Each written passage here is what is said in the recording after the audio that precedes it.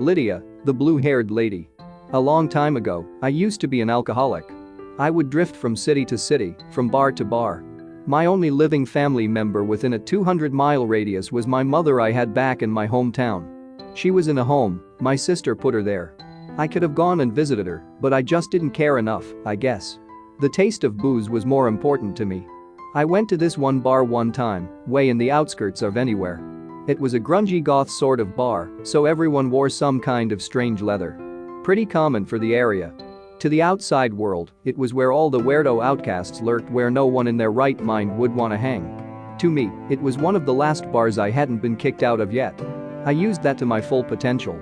Once I stepped in there the first time that night, I went straight to the bar and downed a couple. I looked around. Each person was weirder than the next. Most of them were staring at me like I was an unwelcome Martian. I wasn't wearing very proper attire for the bar. A stained flannel and a dirty pair of brown pants.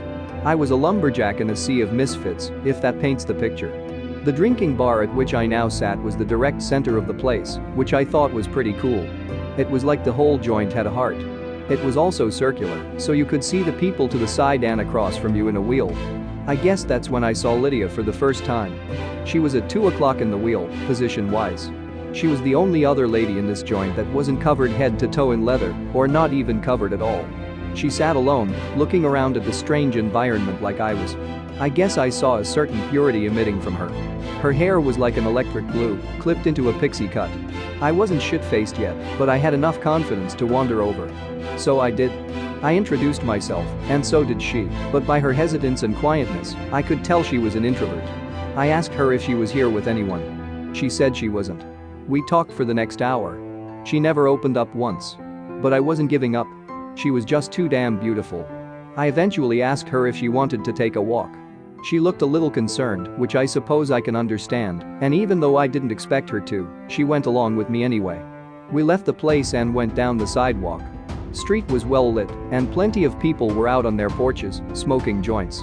I made sure we stayed in that general facility, just so she didn't get uncomfortable. In the brightness of that sector, that's when I noticed a bruise on her neck.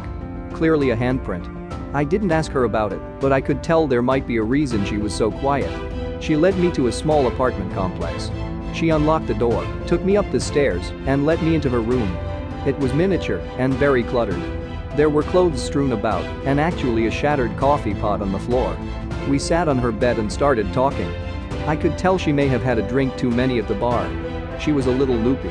She started talking about this guy she lived with. I asked her if it was her husband. She said, "Not to me, he's not." I didn't really know what to think about that. About 5 minutes later, she stuck her tongue down my throat. I guess she thought it was the right moment, but it completely was not. I pushed her off me. Not a moment later, she was sobbing on the bed. I wasn't prepared for a situation like this. Who could be? Only thing I thought to do was embrace her, and so I did. We held each other for about half an hour. Soon, her sobbing subsided. She started whispering to me about her loneliness and how long it's been since she's felt safe and loved. How the man she's living with is not a real man. She was cryptic, but I understood. Then a few moments later, she fell asleep on me. I lied her down on the bed. I hate to admit it, but I watched her there for a long time. She looked so innocent. Then I looked around at the trash hole around her. There was no correlation. I got the impression that being in this place wasn't her choice. I didn't leave the apartment that night. I guess I just got the hunch that at any moment, her lover could come through that door and put another handprint on her body. She slept for about 3 hours. I walked around the apartment. I won't lie about that. I walked over to the broken coffee pot. Seems like it was tossed right at the fridge, then crashed to the floor. I could only imagine what things happened in this home. I found a photo album on one of the shelves. I opened it and flipped through it. It was like a story. It began with 2 teenagers. A boy and a girl, the girl being Lydia, at this time, a brunette. They grew up together. They didn't go anywhere without each other. And one day, they got married. A few years later, a baby entered their albums. They loved that baby every day, and nothing could change that. That baby evolved into a 5-year-old kid through the pages. He went through preschool, played on the baseball team, and even built a treehouse with his old man. But then the kid stopped appearing in the book, and the man and the wife started looking less cheerful. Soon, you could see bruises on the woman. Arms, legs. One time, she turned up with a black eye. After a while, the woman buzzed her hair off and dyed it electric blue. She seemed almost proud of it. Like it would somehow soothe her circumstances. Then the photo book ended. Things were clear. I put the book down where I found it and sat on the bed. She woke up a little while later. She was sober and asked me what had happened between us. I said that nothing had. She asked if she told me anything. I told her no. But something in my voice confirmed that she had. She told me that she didn't care. That at least someone finally knew. I told her she could trust me, and she could.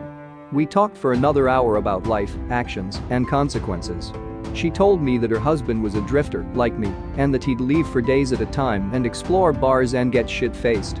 I won't lie, in that moment, something hit me square in the conscience.